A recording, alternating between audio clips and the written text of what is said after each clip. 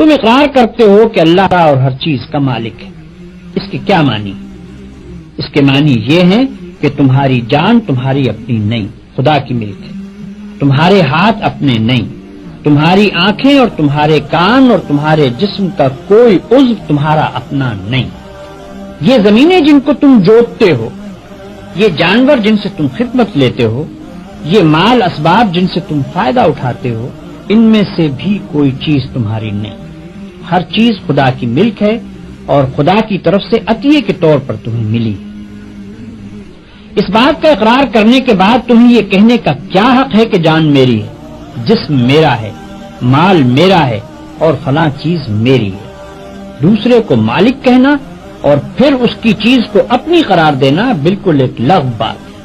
اگر در حقیقت یہ بات سچے دل سے مانتے ہو کہ ان سب چیزوں کا مالک خدا ہی ہے تو اس سے دو باتیں خود بخود تم پر لازم ہو جاتی ہیں. ایک یہ کہ جب مالک خدا ہے اور اس نے اپنی ملکیت امانت کے طور پر تمہارے حوالے کی ہے تو جس طرح مالک کہتا ہے اسی طرح ان چیزوں سے کام لینا چاہیے.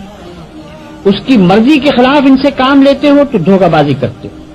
تم اپنے ان ہاتھوں اور پاؤں کو بھی اس کی پسند کے خلاف ہلانے کا حق نہیں رکھتے.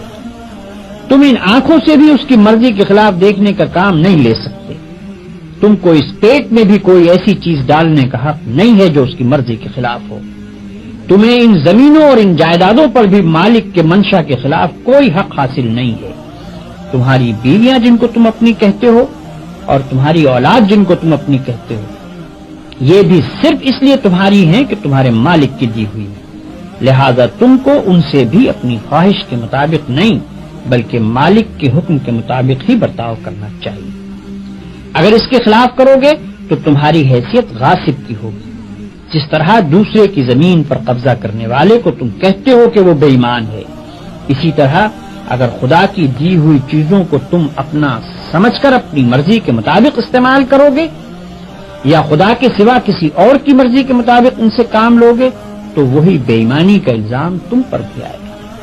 اگر مالک کی مرضی کے مطابق کام کرنے میں کوئی نقصان ہوتا ہے تو ہوا کرے.